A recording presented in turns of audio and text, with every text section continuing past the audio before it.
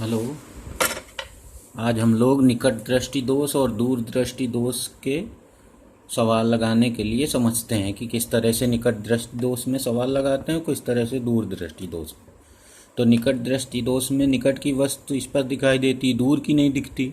तो दूर की मतलब यहाँ से अगर हम इधर देखें तो नहीं दिखेगी। इसका मतलब है जो पहले हम लोग अनंत में देख लेते थे, तो जो दूर बिंदु अनंत पर था वो अब यहाँ आ गया है। तो इस दोष में दूर बिंदु जो अनंत पर होता है वह आँख के बहुत समीप आ जाता है, अतः आँख उससे अधिक दूरी पर वस्तु नहीं देख सकती, इसलिए इसके बाहर नहीं देख पाएगी। तो अब हम लोग यहाँ पर ध्यान देंगे कि अगर निकट दृष्टि दोष में वस्तु यहाँ तक देख सकती है, यानी उसका दूर बिंदु आँख से 1 सेंटीमीटर की दूरी पर आ गया है, तो अब कैसे लगाएंगे हम सवाल को। तो यहाँ तक अगर वस्तु देख सकती, इसका मतलब अगर इसके बाहर रखी है तो फिर उसका प्रतिबिंब यहाँ बनना चाहिए। तो दूर वस्तु का प्रतिबिंब पास में कौन बनाता है? अवतल लेंस। तो हमेशा अवतल लेंस की ज़रूरत होगी। अब मान लो इसके बाहर वस्तु रखी हुई है, तो मान लेते हैं अनंत पर रखी है, तो u बराबर माइनस अनंत हो जाएगा, यानी अनंत हो जाएगा, और v बराबर यहाँ पर प्रतिबिंब बनना चाहिए, यानी -x के बराबर होना चाहिए। तो ये आ गया। तो फार्मूले से अगर हम इससे देखें तो यहाँ पर 1/n 0 हो जाएगा, तो यह फोकस दूरी -x आ जाएगी। तो याद रखना है कि आँख से दूर बिंदु जितनी अधिक दूरी पर होता है, ग्रेटर देन 25 सेंटीमीटर होना चाहिए दूर बिंदु, इससे अधिक होना चाहिए। तो उसमें हम सीधे फोकस दूरी वही ले लेते हैं जो आँख से दूर बिंदु की दूरी होती है।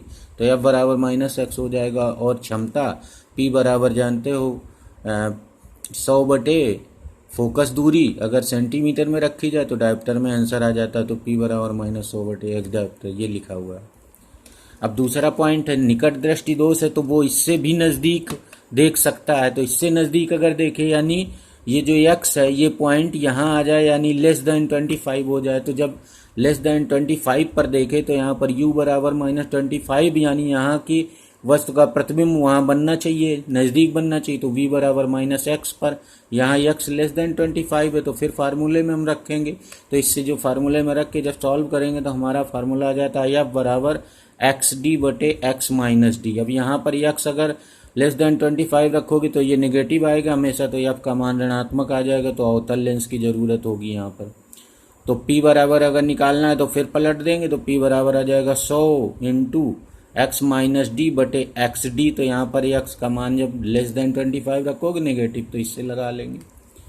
अब दूर दृष्टि दोष वाले सवालों को समझो। दूर दृष्टि में दोष में क्या था? दूर की वस्तु तो दिखाई देती थी इस पर, लेकिन निकट की वस्तु इस पर नहीं दिखाई देती थी। तो v is greater than D, यानी 25 सेंटीमीटर के आगे हमें दिखता था, 25 सेंटीमीटर से कम दूरी पे नहीं दिखता था, तभी हम निकट दूर दृष्टि कहते हैं। इसका मतलब हुआ कि हमारी जो आँख का निकट बिंदु है वो दूर खिसक गया।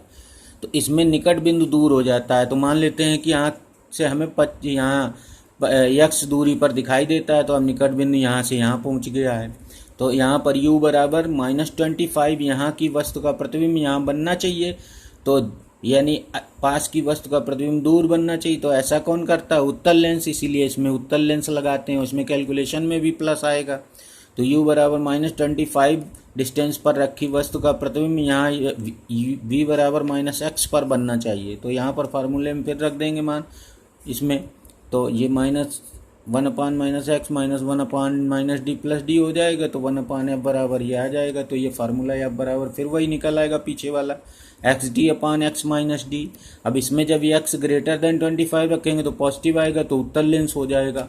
और वो निकालना है अगर हमें पावर, तो पावर के लिए ये आ जाएगा 100/fd। तो इस तरह से हम लोग इसके सवाल लगा लेंगे इस फार्मूले से। तो मेन फार्मूला यही है, x अगर ग्रेटर देन d है तो फिर पॉजिटिव आएगा, यानी उत्तल लेंस लगाएगा, दूर दृष्टि दोष है। और अगर लेस देन d है तो फिर फार्मूले में यहाँ नेगेटिव आ जाएगा, या इसी फार्मूले में, तो वो अवतल लेंस। और अगर निकट दृष्टि दोष में ये बता रहा है कि जो दूर बिंदु आ गया है वो 25 सेंटीमीटर से अधिक है, तो वो इस डायरेक्ट फार्मूले में f बराबर -x रख देंगे, तो ये आ जाएगा।